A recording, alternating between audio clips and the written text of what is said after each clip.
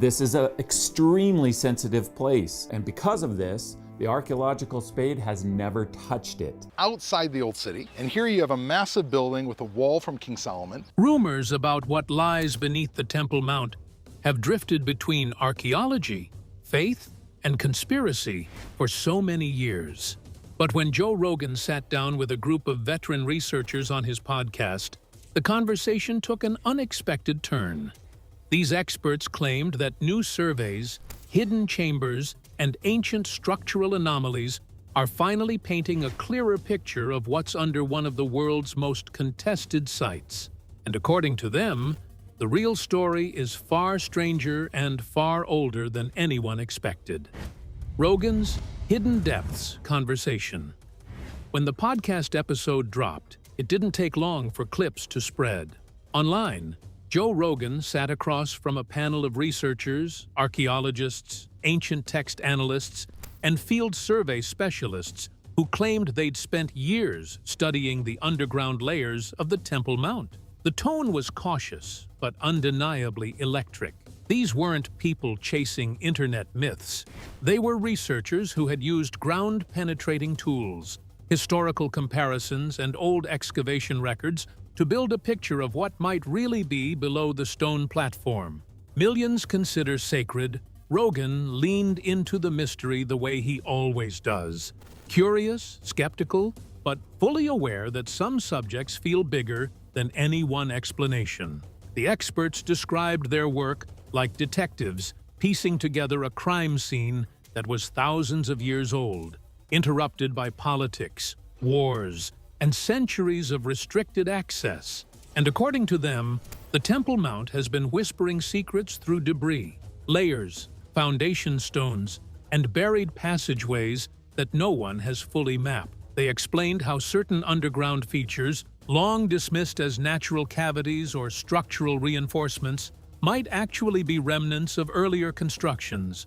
Some were so massive, they didn't fit the typical architectural patterns of the region. Others aligned too precisely with ancient references to be ignored. One expert even mentioned that some underground lines matched descriptions found in early religious texts, suggesting intentional design rather than environmental coincidence. Rogan paused, eyebrows raised. So you're telling me there might be entire structures under there that no one's been allowed to study? The researchers didn't give yes or no answers. They stayed with careful wording, using phrases like consistent with, high probability, and structural anomalies. But the implication was clear. Beneath the Temple Mount might sit a network of chambers or foundations that predate many of the buildings we associate with the site today. What made the conversation so gripping wasn't a wild claim. It was the possibility of a history more layered than we've ever been allowed to see. The researchers spoke about old excavation records from the 19th and early 20th centuries, back when access was less restricted and documentation was inconsistent. Some notes described large carved blocks, strange voids, and smooth-cut tunnels whose origins remain unknown.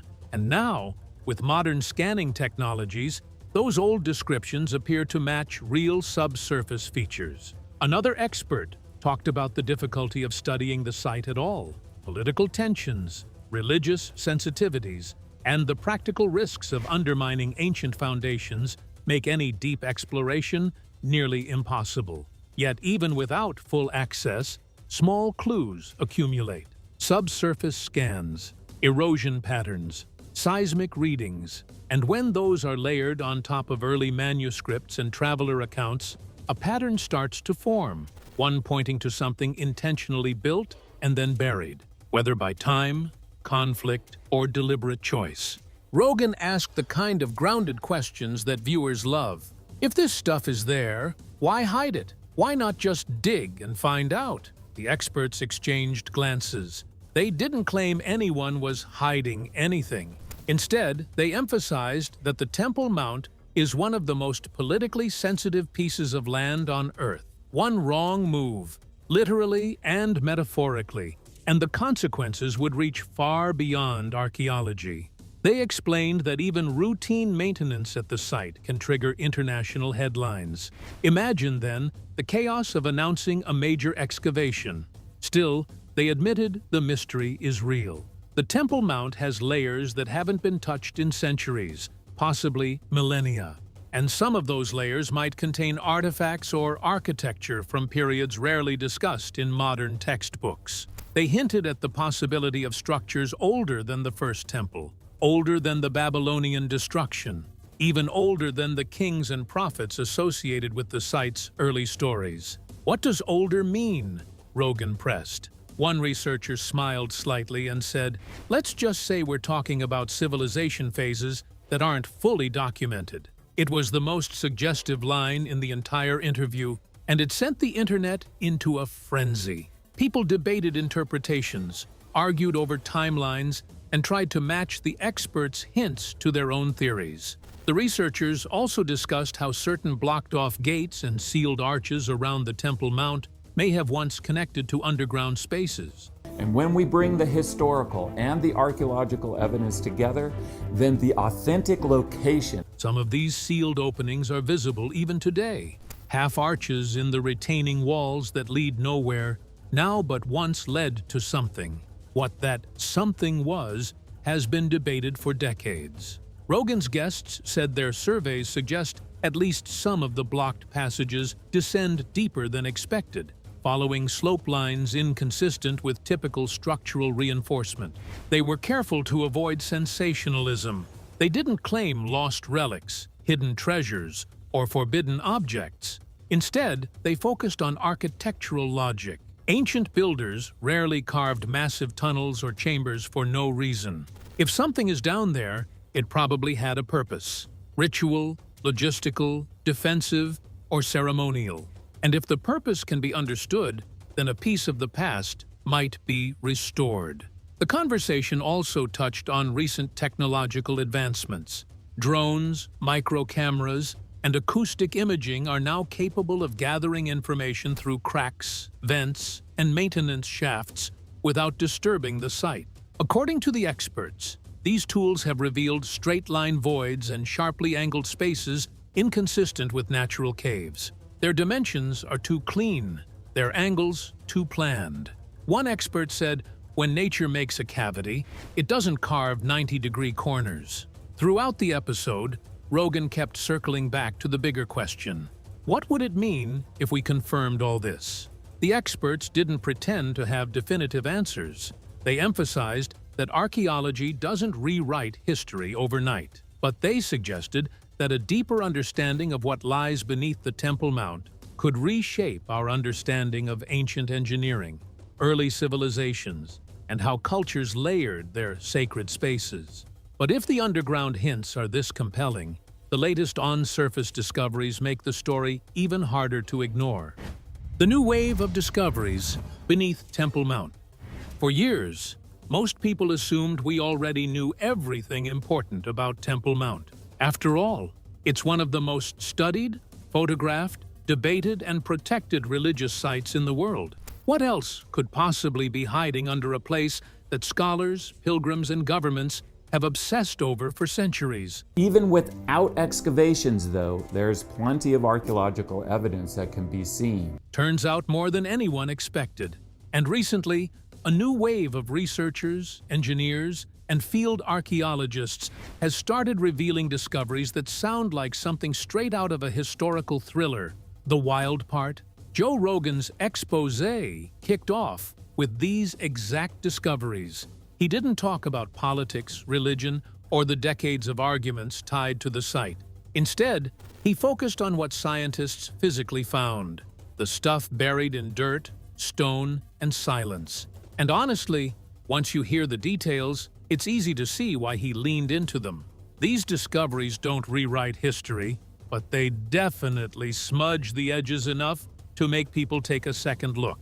The first big shock came from researchers using new ground-penetrating tools that don't require digging. Because Temple Mount is essentially untouchable, no one's just going to take a shovel to it. This tech opened a door nobody thought would ever unlock. The scans showed something unexpected: massive, hollow sections, arranged in patterns that didn't match any known medieval or Roman construction in the area. Some scientists described them as architectural echoes, meaning they're structures whose purpose isn't clear, but whose existence clearly wasn't accidental. This set off an avalanche of hypotheses. Were these storage vaults, ritual spaces, defensive escape routes, foundations of even older structures lost to time? Rogan repeated one detail that made listeners lean in. According to some of these researchers, the layout doesn't match anything built in later periods, but it does line up with descriptions found in ancient texts.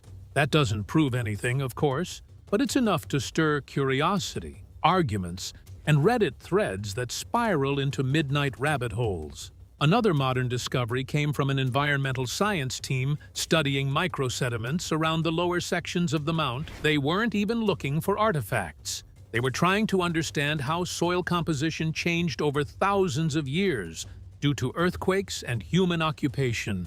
But what they found mixed into those layers were stone fragments with tool markings that didn't match known carving styles from the Second Temple period. In other words, someone was building or modifying the area in ways historians haven't fully accounted for. What made this particularly compelling was that these fragments were found beneath layers confidently dated to later centuries. So unless time travel suddenly became canon in archaeology, the implications were straightforward. There was more construction, more activity, and more human presence under the mount than most people realize. Rogan highlighted this point because it fits into a larger theme scientists keep running into. Temple Mount isn't just a single era frozen in stone. It's more like a stack of civilizations, each one building over the other, leaving behind physical fingerprints.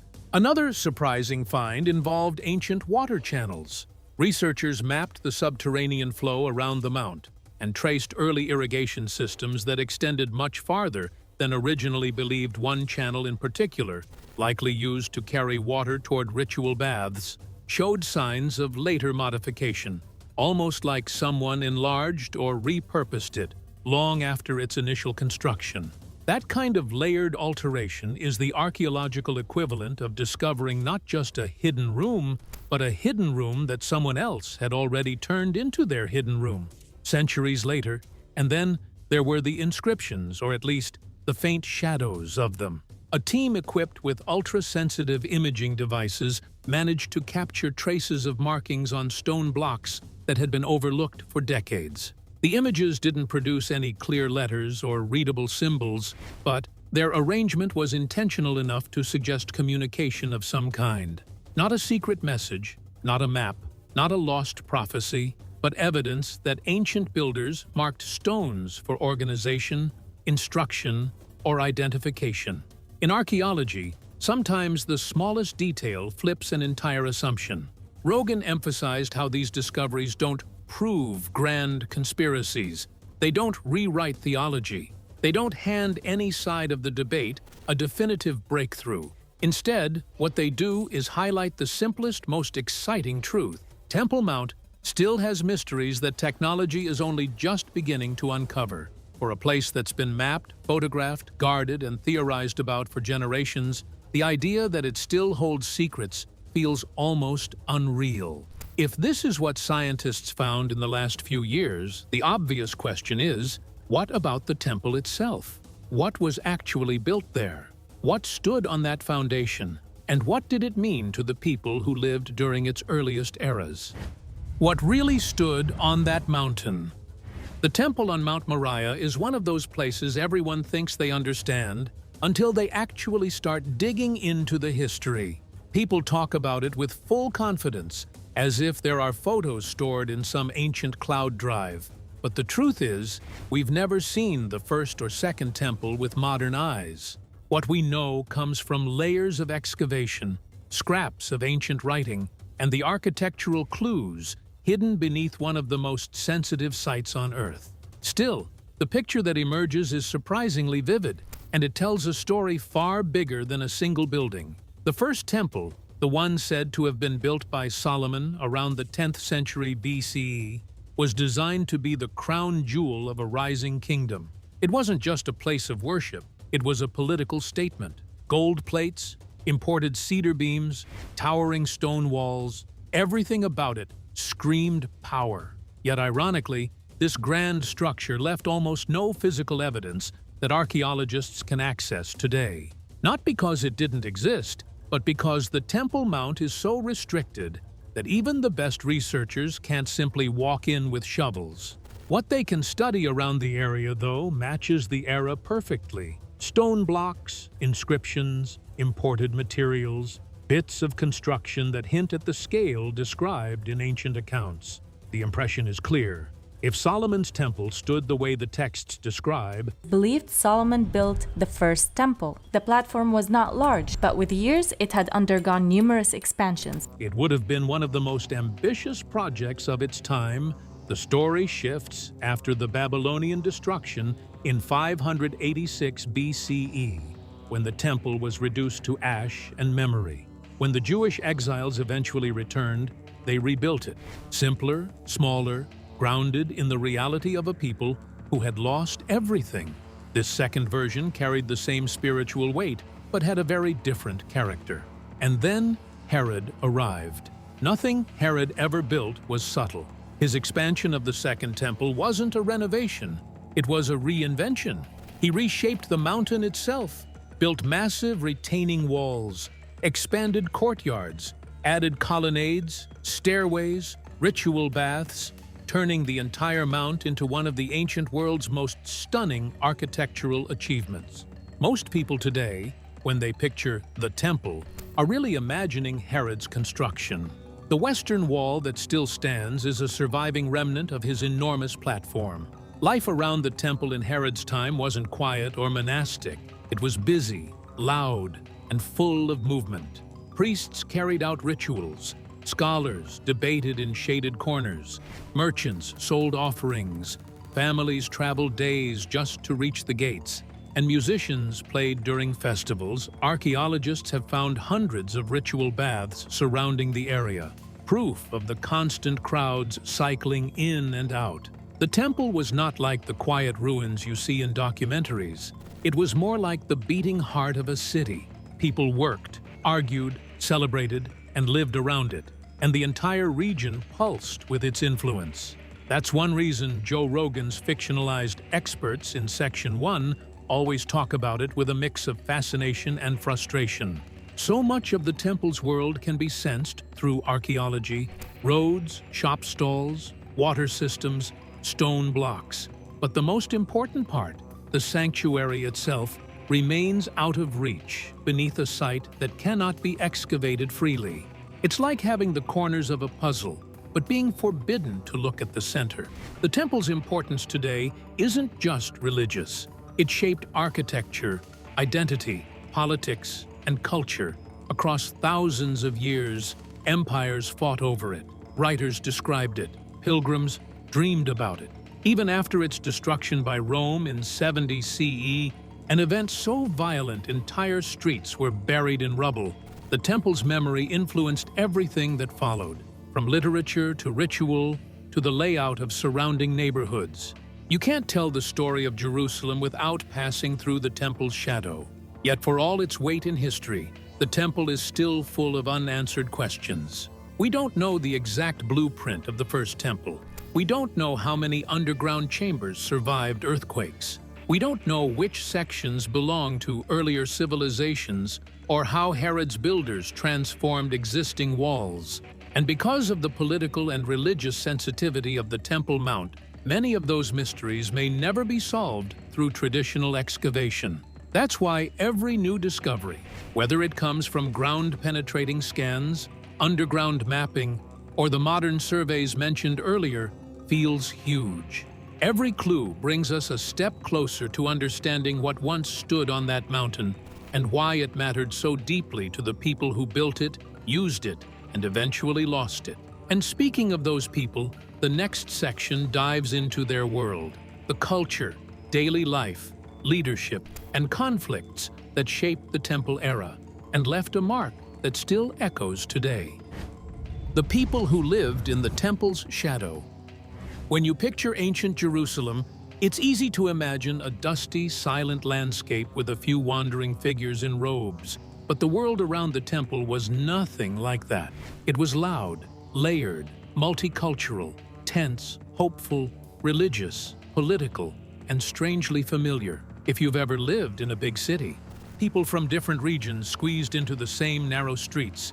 Vendors barked out deals, and families tried to navigate faith, tradition, taxes, and the chaos of daily life. The temple wasn't just a religious building, it was the center of an entire ecosystem, and the people who lived around it helped shape its story, just as much as the stones themselves. To understand the temple, you have to understand the world of priests. These weren't monks or hermits. They were professionals, skilled, trained, respected, sometimes overworked, sometimes criticized. Priests managed everything from rituals to cleanliness codes to the handling of offerings. They weren't just spiritual leaders, they were administrators, judges, teachers, and at times, political actors. Being a priest in ancient Jerusalem was like being part of a national institution. You had rules, hierarchy, schedules, rotations. Some priests came from families who had done the job for generations, while others were newer to the ranks. But they all shared one thing. The temple wasn't just their workplace, it was their purpose. Then there were the Levites, the assistants who supported the priests and took on tasks like music, maintenance, and organization. Yes, music, lots of it. Ancient sources talk about choirs, stringed instruments, horns, and percussion filling the courtyards during festivals. Imagine the temple not as a quiet sanctuary, but as a space vibrating with sound, ritual, movement, and activity. It was more alive than people today often imagine. Around the temple lived countless ordinary families: farmers, artisans, traders, potters, shepherds, stonecutters. Many of them traveled long distances for pilgrimages, bringing gifts, animals, food, or produce. Archaeologists have even found the remains of storage jars and cooking spaces near pilgrimage paths, which suggests visitors often camped outside the city before making their final approach. These weren't tiny pilgrimages either. During major festivals, tens of thousands of people might gather near the temple at the same time.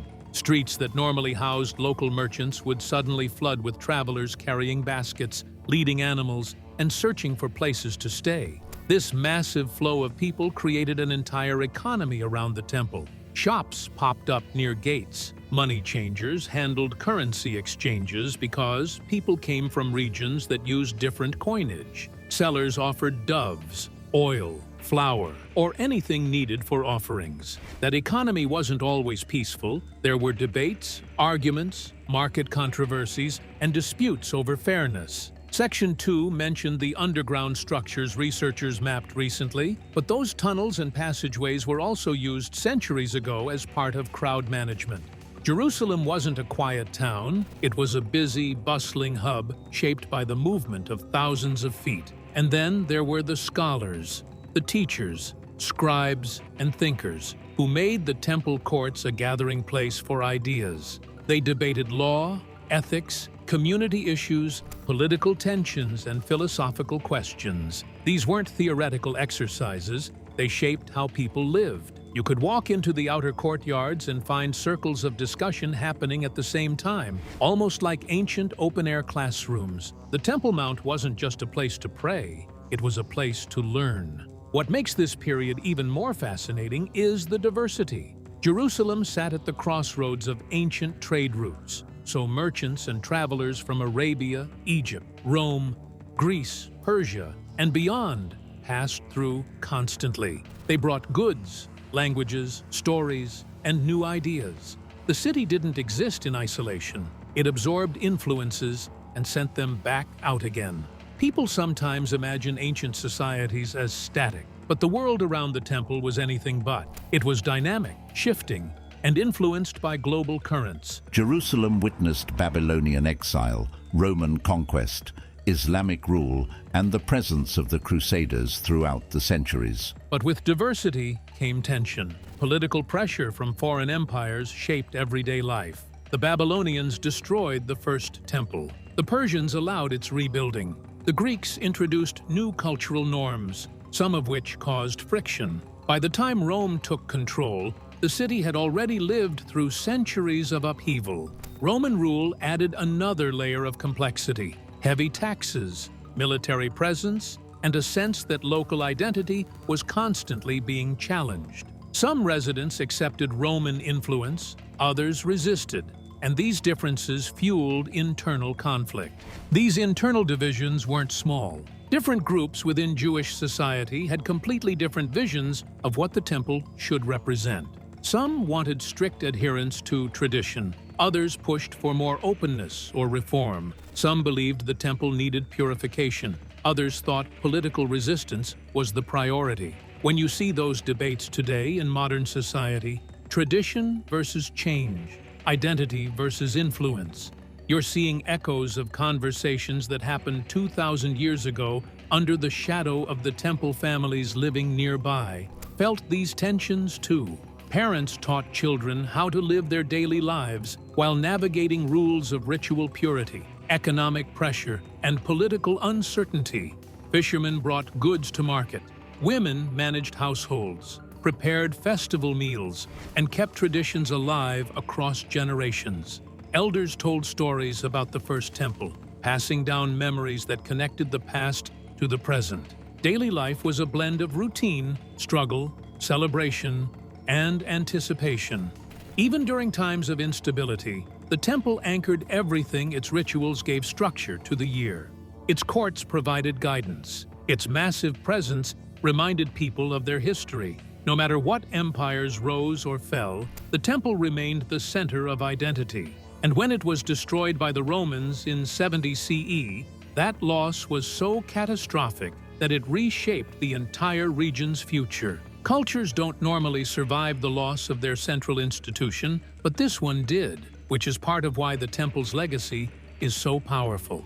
But surviving doesn't mean forgetting. For generations, the memory of the temple has remained alive in texts, traditions, and hopes. Every festival, prayer, or story that references Jerusalem carries a trace of the people who lived near the temple, worked within it, or traveled across deserts just to see its walls. When modern researchers uncover new tunnels or ancient drainage systems beneath the area, they're not just finding architecture, they're touching the lives of those people.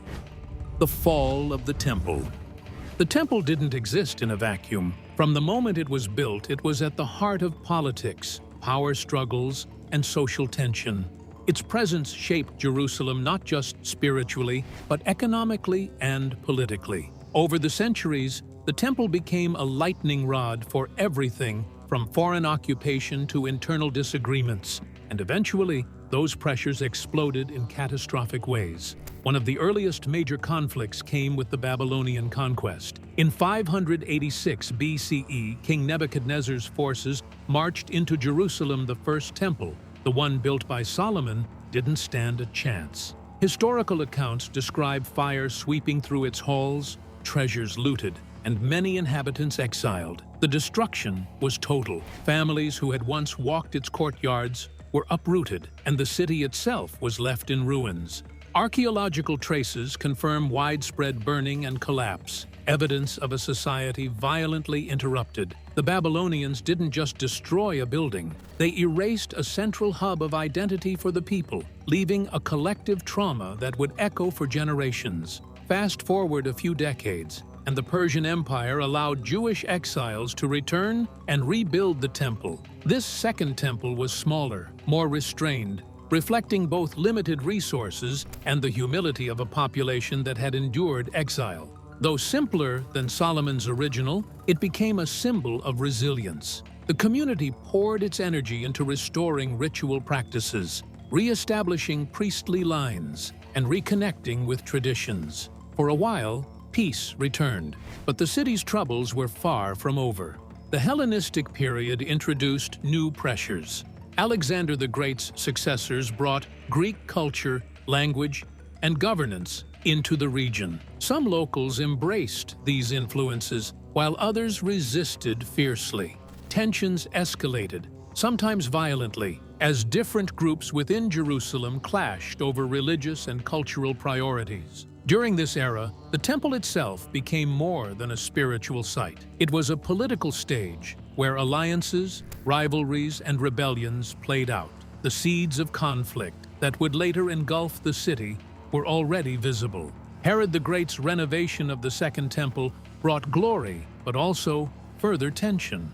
His construction projects were massive, expensive, and at times oppressive, fueling resentment among locals who felt burdened by taxes and forced labor. Though Herod's expansion created one of the most magnificent buildings of the ancient world, it also became a focal point of social unrest. People debated over religious authority, civic obligations, and political loyalty, turning the temple into both a sacred space and a symbol of worldly power struggles. The final, catastrophic destruction came during the Roman siege of 70 CE. Jewish revolts against Roman rule had escalated, and the Romans, determined to quell rebellion, surrounded Jerusalem. Over weeks, the city endured starvation, violence, and relentless attacks. Eventually, Roman legions breached the walls and set the Second Temple ablaze. Contemporary accounts describe flames engulfing its golden interiors, collapsing walls, and the sacred precinct reduced to rubble. Thousands died, and countless artifacts were lost forever. For the Jewish people, it was more than a military defeat. It was the loss of a central institution that had anchored their society for centuries. What made the destruction so devastating was how complete it was. The temple's courtyard, altar, and sanctuary were obliterated. Even Herod's massive retaining walls were damaged, though parts survived, such as the Western Wall, which stands today as a silent witness to centuries of history. The loss reverberated culturally and spiritually, forcing communities to adapt rituals, reorient religious practices, and preserve memories in texts, oral traditions, and prayers. Without the temple, Jewish life shifted from a temple-centered religion to one focused on synagogues, study, and community, laying the foundation for modern Judaism. It fell at the hands of the Romans in 70 AD, when Commander Gore declared that the Temple Mount was back in Jewish hands. Even after the fall, the Temple Mount continued to be contested. Over the centuries, empires, conquerors, and religious authorities altered the landscape, constructing mosques, churches, and administrative buildings. These changes layered additional complexity on an already intricate site, making modern archaeology and exploration both challenging and politically sensitive. For historians and scientists, every new discovery beneath the mount doesn't just reveal architectural techniques, it offers clues about the social, religious, and political dynamics of a long-lost world. In retrospect, the temple's story is one of cycles: creation, destruction, and reinterpretation. It was built to impress, destroyed in war, rebuilt with modesty, expanded to awe, and finally obliterated in rebellion. Through all these changes, it shaped the lives of ordinary people, priests, rulers, and conquerors alike. Every stone, passageway, and underground chamber carries traces of human ambition, faith, fear, and resilience. And even today, when scientists uncover hidden structures beneath the mount or map ancient walls, we are reminded that the temple is more than history. It's a living puzzle. Each fragment tells a story, each discovery challenges assumptions, and each layer connects the present with a past that is as human as it is monumental. Don't miss what's hidden beneath the surface. These secrets are rewriting everything we thought we knew about Temple Mount. Support the channel through your comments, likes, and subscription. Thanks for watching.